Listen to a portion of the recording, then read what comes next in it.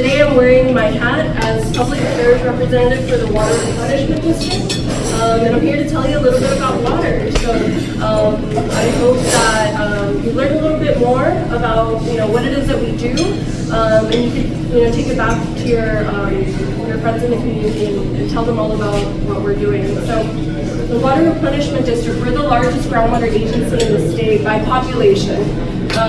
We cover 43 cities across southern Los Angeles County, so everything from South LA down to the water.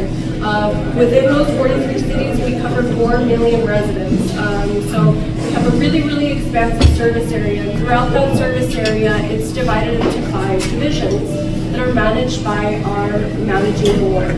And so the board makes decisions for every single one of their respective communities, but everything in line with keeping in the line of water conservation. And so, just to give you a little bit of history, the Water Replenishment District started in 1959 by a vote of the people, because what was happening was that our aquifers were being overpumped. And so an aquifer, there are different layers of sediment, and I'll talk a little bit more about that, but just to give you a little bit of an overview, there are different layers of sediment where we naturally keep water. And so what was happening was that folks were taking a little too much water, and then that section was depleted. And so in order to prevent that, the Water Replenishment District was created to make sure that everyone takes their equitable share of the water, so that no one is taking too much, no one is taking too little, so that we can preserve our natural resources. Sometimes I have the opportunity to speak at career days for schools, and they say, well, why can't you just build a big tank and keep all that water in there? If we were to build a tank, it would be bigger than Disneyland. So that just gives you kind of an idea of what that scope would look like. But the way that the Water Replenishment District was created, and so we really keep in line with that of maintaining equitable water usage. But how does that apply to like your everyday work or your everyday life, especially here in La Mirada and surrounding communities? Well, we work with recycled water. As you know, water over the years maintains a big high priority topic with whether it be the drought, whether it be the amount of rain that we get. It's always a topic that comes in and out of our daily lives. And so the way that it's important and the way that it ties back into us is the way that we work. And so we're autonomous when it comes to that water capture system.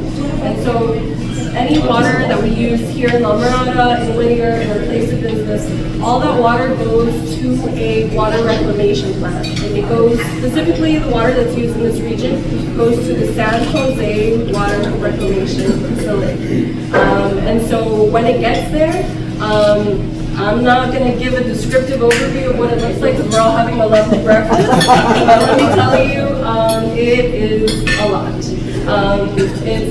It's anything that you would imagine pools, Olympic-sized pools of raw sewage to look like. So I always tell students, it's like, they're like, well, what is it? And I'm like, imagine a pool of chocolate milk that you don't want to jump into. But, it's really an eye-opening experience, and they're actually open for tours. If y'all ever want to go out there and take a tour. And so in a span of 8 hours, LA County Sanitation Districts can take up to 100 gallons of water and clean that up, and it will look as clear as the water that you have sitting on your table today. And so they use natural microorganisms and chemicals to basically speed up the natural process that would happen when it comes to water filtration. When that water leaves there, they have beakers. Well, they'll show you every single step that they take to clean that water. It's really, really exciting. But when that water leaves there, it looks like it's clear enough to drink, but it's not just yet. That's what we call that purple pipe water. So if you ever go to a park, maybe a cemetery, you see them on Central Media sometimes when you're driving up the road, it'll say reclaimed water, do not drink this water. That's what it means. It means that the water's been cleaned and it's safe enough for use on golf courses and agriculture, but not for us to drink. It wouldn't necessarily make us sick, but it's just not the best for our bodies to consume, but we find other uses for it. So then the Water Replenishment District, where we come in, is that we take 3 more times using reverse osmosis, ultrafiltration, and ultraviolet light at our advanced water treatment facility in Pico Rivera. It is in Pico Rivera, but it services our entire service area. It's called the Albert Robles Center for Water Education and Environmental Learning. I don't expect you to remember that. We call it ART for short, and that's also available for viewers. At the facility, it's unlike any other. We have delegations that come in from Australia, from Japan, from Mexico to come in and look at the facility that we've built, all geared towards education.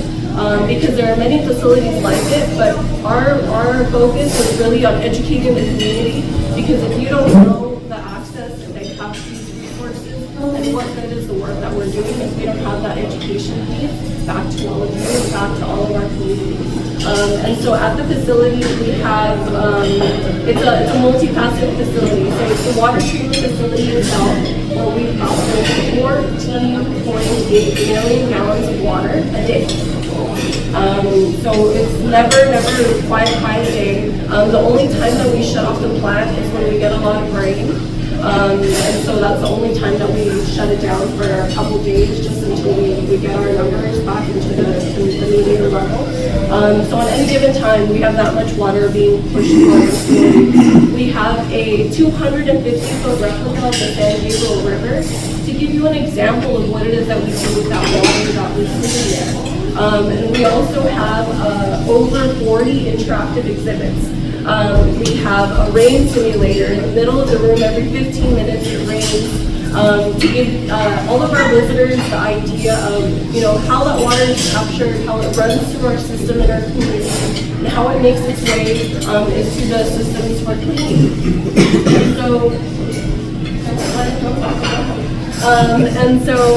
Another piece of that is that we regularly welcome. Like I said, we have delegations from other governments that come in, but we also, Monday, Wednesdays, and Fridays, we collaborate with all of our school districts, including Norwalk Camarada, where we provide transportation rides for students to come and visit the center and learn everything about what we do with that water. It's a really important opportunity for us to also teach them about careers in the water industry. Even myself, I always get the question, why the water industry? How did you come to be? And I wouldn't have imagined that I would be here myself. But it's a great place to be. There's so many opportunities, and it's important that we talk to students about careers in the water industry. There's a lot of folks that are retired, a lot of really great jobs available. Not everything is technical, and students can aspire to do something that they don't know exists. And so that's why we really try to bridge that gap when it comes to education. But back related to the process. So then at this immense facility that I just told you about, so when we clean that water with those 3 steps that I told you, reverse osmosis, ultrafiltration, and ultraviolet light. So then by the time the water leaves there, it's almost so clean for you to drink that we have to put minerals back into it. Because by the time it leaves our facility, it's distilled water. But we add minerals back into it, and we have a tasting fountain where you can taste the water when we're cleaning in the facility. It's totally safe for you to taste. But it just really gives you that opportunity to get a really hands-on look at what it is that we do. So then, we don't just have a water fountain there for you to taste the water. So then after, we take that water that we clean and we put it into what are called aquifers, that I told you about. I actually have a sample of one of our aquifers. So I'll start here and we'll pass it around. So an aquifer is a naturally occurring layers of gravel that are underneath the ground. That includes sand, different rocks, and they're able to capture that water in between the crevices. In the jar, you'll see kind of how the water is in between the jar. It's kind of how it would happen normally, because when we water our lawns, the water just doesn't pool there. It gets absorbed into the ground. It's kind of that same process that follows as we replenish our aquifers. So off of the 605, we have what are called the spreading grounds. So I have some magazines here for you today that you're welcome to grab on your way out. But normally when you see them off the side of the highway, they would look, when they're full, they would look like a lake. It would look like a lake, but over a couple of weeks, a couple months, all that water is going to get absorbed into the ground very slowly, and then that water will be completely penetrated into the aquifers that are underneath the ground, and then all over our service area we have wells that pump that water back out and bring it back into our homes. So think of it like when we see kind of like cartoons where they have a pail in a room. It's that same process, just very, very, very technical, because we have to get that water cycle back going. And so what's really important is that we have done away with our support and reliance on imported water. Imported water is very expensive. It comes from places like the Colorado River or the California Aqueduct. It's very expensive to bring water here from other places, and it's also not sustainable. And we also do an immense work on capturing stormwater. In 2023-2024, we captured 150 billion gallons of stormwater. So I'm sorry to debunk anybody's notion that might say, oh, all the water is just going into the ocean, we're not doing anything with it. Water Replenishment District is doing it. Thank you. And we're working very, very hard to make sure that we can capture as much water as we can and do as much as we can with the resources that we have available to us. Because it's really, really important that we're taking advantage of all the resources that we have once they're at our disposal. I'll stop here before I tell you about our community programs. I want to kind of give you a whole process. Can I take any questions before I move forward? Yes. I think you might have answered this already, but how long has this agency been? 1959. Yes, since 1959. Are you going to, Billy and Ellie did a project at Adventure Park in Whittier? Are you familiar with that? Adventure Park. So I think what you're talking about is a stormwater capture project. Okay. So some cities, and I think the council member could speak to it a little better than I could on that project specifically. Or no, is that? I think that's in Whittier. It's Whittier County. Okay, Whittier. Yeah. So some parks have the ability to also do stormwater capture projects, where the cities themselves can fund these projects to help replenish aquifers. I know for myself, I'm a Parks and Recreation Commissioner in the city of Norwalk, and we have a big project at Emerald Park where we're working on that, on creating big caverns that are going to capture all that water underneath one of our soccer fields, to capture all that water and make sure that the city themselves is helping in with that process when it comes to replenishment. Yes. Are there going to be any plans in the future to expand distribution to like residential? So the water that we provide does go back. So we provide water to the water company, and the water company provides it back to residents. I'm referring to the purple water for like lawns and everything else. Because most houses that have a lawn or some type of a yard, most of the water is used outside. So I'm wondering, can we actually buy some of that purple water and water along with it instead of using potable water that's supposed to be, used for higher priority things? That sounds like a fantastic idea, and I completely agree with you. But that would be a policy decision. Okay. So that would be something that we would have to go through some legislation to get through to that. But I think that's a wonderful idea as well. So I'll move on and tell you a little bit about our community programs, and I'll pause again at the end for any questions. But thank you so much. But how does all of this tie back to our community? So related to our community program, I lead our Eco Gardener program. So the Eco Gardener program has been around for about 20 years next year, and we collaborate with cities to create 3 gardening workshops in the community. We do them in community centers and community gardens. We talk to you about growing fruits and vegetables, garden design, caring for your soil and your trees, and everything is completely free and open to the community. Our instructors are certified by the EPA, and they have a wealth of knowledge when it comes to gardening, and everything kind of focused around you creating your own, you have your own bioswale in your home and how you can care for it. And it's really, really important. And so something that I really, really love about our instructors is that everything is focused on you and your resources at home. We're not going to encourage you to go out to Lowe's and Home Depot and buy some fancy equipment. Everything is like, this is what you could use just with what things you have at home. And we've had a lot of really, really wonderful feedback from the program. And I'm actually working with the City of La Mirada to see if we can bring a workshop sometime later this fall. So as soon as we get that scheduled, I will definitely be sharing the information.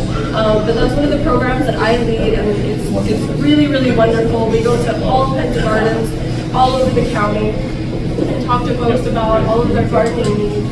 And related to our schools, we have an annual student art contest. This year we're leading our 10th annual student art contest, kindergarten through 6th grade, where we encourage students to create a water superhero, to talk about the water cycle, and all of the winners get featured on our annual calendar.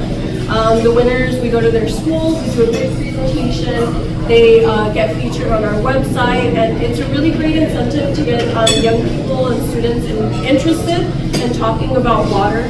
And something that, you know, not all the communication that they get is going to be like, use less water, don't drink so much. And so, you know, we're very cognizant of the fact that you're still going to keep your lawn, you still want to keep our beautiful rose bushes, but like, how can we do that with being a little bit more sensible about the way that we use those important resources?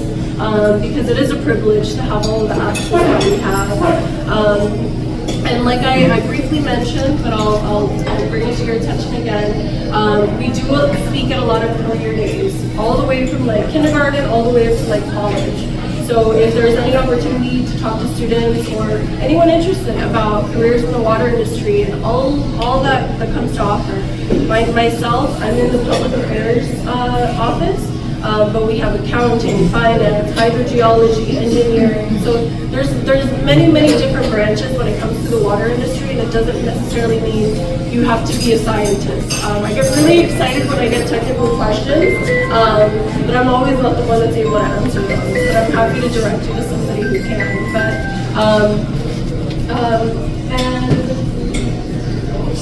So I brought some copies of our magazine and some giveaways for you. We're going to have some events later on this month, and for the remainder of the year, everything's focused on sustainability, engagement, and education. Our big event every year is the Groundwater Festival, and I'll kind of tease it a little bit. It's next May, since we're already talking about some May events. It's our annual Groundwater Festival, and we have 40 interactive booths, including Aquarium of the Pacific, LA County Sanitation District, LA Vector Control, and they all have an interactive component or an educational piece where you're able to come in and learn everything about the Water Replenishment District and about all of our important partners, but we make it fun. We have the petting zoo, like I said, we bring the aquarium out. And the big key for everybody is that we bring in and out and do free lunch for everybody. So if none of that got your attention, hopefully that's it. But I'll be sure to also share that information for you once we have those invitations available. But I very much thank you for your time, and I'm happy to take any questions. Allie, can I lift my this purple pipe water is delicious. You can't tell.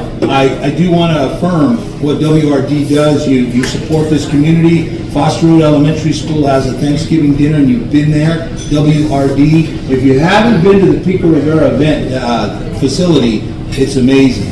But I have a question for you. Director DeWitt. Yeah. Why is she important to us? Thank you. So Director Vera Robles, who is currently the Vice President of our board, she was She was actually going to be here with us today, but we have a board meeting, so she's prepping for that board meeting. But she is the one who oversees La Mirada, Santa Fe Springs, Norwalk, Whittier, and all of these surrounding communities. And so her and the rest of the folks on our board are the ones that make policy decisions on behalf of the Water Replenishment District. And like any government agency, we have a governing board of elected officials, and she is one of them. Thank you. Has your organization ever given thought to collaborate with faith-based organizations at their facilities? Since most of these churches really have pretty large gardens, yes, that also too it would be an open door to the community to come and host some of these educational workshops there at their facilities. You ever give a thought about that? I'm glad you mentioned that. Please don't jump out of your seats, but we do accept requests for sponsorship for community events. So I will also leave copies of my card, and Tammy has my contact information. So if you have any events, whether it's hosted in La Mirada, in Whittier, if you have any events that are for the community and you're looking for sponsorship for, you can send us a sponsorship request letter, and we will share that information with our sponsorship committee at their review. I wish I could make a promise, but I can't. But every request is reviewed and considered fairly. I have a question.